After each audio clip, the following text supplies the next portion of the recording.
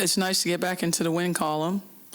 It's a good bounce-back win for us after a tough week.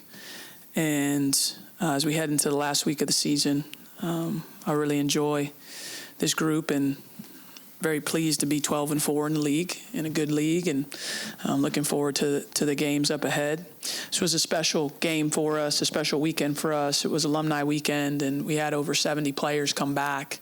Just an amazing show of support, not just for the sisterhood here of Duke, but also for this current team. And it was awesome to observe our players mingle with 4, 5, 6 different decades of Duke players. And just a great reminder of how special a place this is, how special of a program that we have, that everyone took the time to fly in from all over the country to be here and support our team.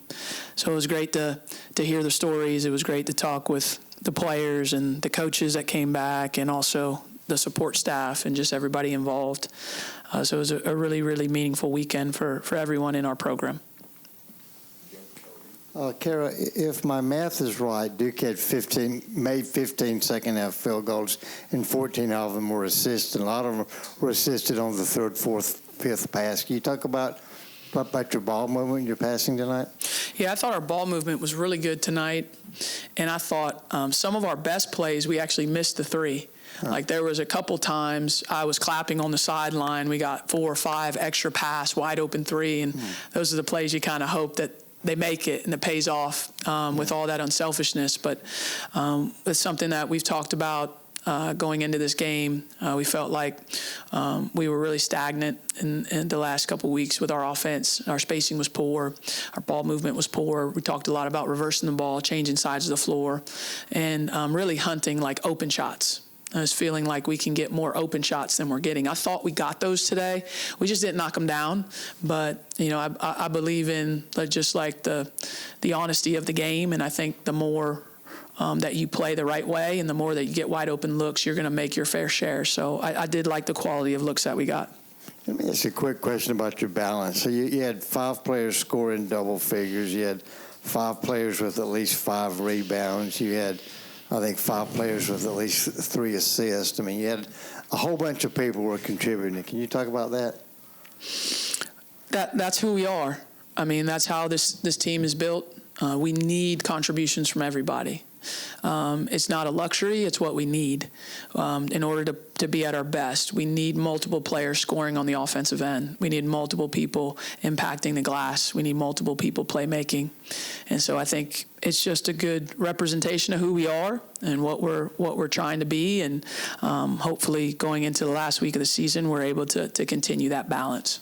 Okay, and one final question, if I may. I know you pride yourself in your transition defense. There were some breakdowns in the 2 losses earlier this week. Syracuse didn't get anything. I think they had 5 transition points. Can you talk about the improvement in your transition defense today? It's something that we emphasize for sure. We wanted to make sure we got back and not give up open layups and open threes. We had a couple breakdowns there that we'll look at, but that's definitely a key. I think for any team, not just us. I think you really have to keep teams out of transition. Most teams, if not all teams, score at a higher rate in transition than they do in the half court. What I mean by that is like their points per possession is higher in transition game than it is in the half court. And so if that's the case for everybody that plays the game of basketball, then you should try and limit the opportunities in transition, since that's a higher efficiency play. Coach, Reagan has been in a bit of a slump lately, was able to kind of show some flashes of her old self today in the second half. What's it going to take to keep her motivated down the stretch with her being one of the veteran leaders of this team? I think Reagan's plenty motivated. And players understand, like, she's a realist. She knows she hasn't played as well as she's capable. And there's no player that wants to play better than she has been than Reagan. And she's putting in the work. She's putting in the time, watching film, shooting extra, practicing hard every day. Like, there hasn't been a drop in her work ethic. And so a player like that, man, you just stick by. And you just know, I just know as a coach that she's going to break out here real soon. She's too good of a player. And so I'm really proud of how she's fighting, because it's hard. I mean, think about in your life when you've fallen below your own expectations of how you want to play, and you want to play better, and you're putting in the work to play better, and you don't hit the mark. That's tough. That's tough emotionally. That's tough. But she's fighting, and it's going to turn for her at any moment, and it's just keeping with the work. And so I'm proud of how she's bouncing back, and I know that she's going to be a force for us here towards the end of the year and in the postseason. Hey, Coach. So Delaney and Toby, their abilities to both finish and contest at the rim, you guys obviously don't have a true center this season. How did you feel about those abilities today? I think Delaney and Toby have finished at a very efficient rate all season for us. When you look at their field goal percentage, they're either our two most efficient players in the field goal percentage when you look at the stats. If they're not 1 and 2, they're 2 and 3. So they consistently have shown the ability to finish very well. And when they're both going and they're both able to get double figures, that's huge for our offense to get those paint points. Defensively, they've both grown to be able to challenge as best as they can at the rim, even though they're not the tallest players out there. Every night, they're the shortest. I think they're the shortest center every night in the league, both of them. But they're not centers, but they're having to play there this year for us. And they battle, and they're physical, and they try to challenge shots as best they can. Delaney's one of our best at taking charges in there. So they just both bring a lot to the table, and it's nice to see them both have good offensive afternoons. Speaking of interior defense, Syracuse really struggled to both feed the ball into the post and then get shots up within the post. What were some of the little things that your defense did so well today that gave Syracuse challenges on the inside? I think we played our normal defense. What does that look like? Well, we try to pressure the ball, and we try to make it hard for a guard to see the angle to get in. We're going to try to get around to not make the direct pass be available. And so I think we got a lot of deflections, and we got some turnovers. I mean, how many did they have? 20. They had, is it 23? I'm reading the wrong thing. You would think I'd know how to read one of these things. What does that say? 23. Thank you all for helping me with that. So we forced the 23 turnovers, and a good number of those, I don't remember how many were just on post feeds, either trying to get it over the top or trying to bounce it in. And so I think just the pressure, sometimes, not all the time, sometimes can get to teams and allowed us to turn them over. More questions for Coach? One more in the back. Obviously you never want to lose any game, but when Toby was up here, she said that, a loss is late in the season, but not in the postseason, can help to learn lessons. Where do you think was the biggest lesson your team learned from the 2 losses before today's game and taking it into today and moving forward? Well, I think the level that you have to play at against the top teams in the country, not just the league, and we have a lot of the top teams in the country in our league, but the level that's required to play at is high. And you have to be very disciplined in those games to be able to execute.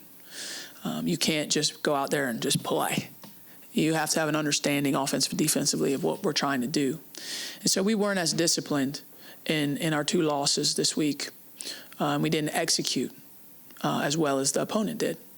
And that's a big game for you. Whoever executes usually wins. And so that was big picture what we talked about. And then they all have individual things that they need to improve on that we talked about. And, when you play top teams, it's always revealing. Sometimes it's revealing good things. Sometimes it's revealing bad things. But the most important thing when you play a top team and you suffer a loss, the most important thing is that you tell yourself the truth after it's over. You don't make excuses, and you don't come up with all these reasons, as to why you couldn't get it done. You actually are honest with yourself of why didn't you get it done, what went wrong, and then you just work really hard to fix it. And so that's what we tried to do for 2 days. There's nothing to be embarrassed about losing a game.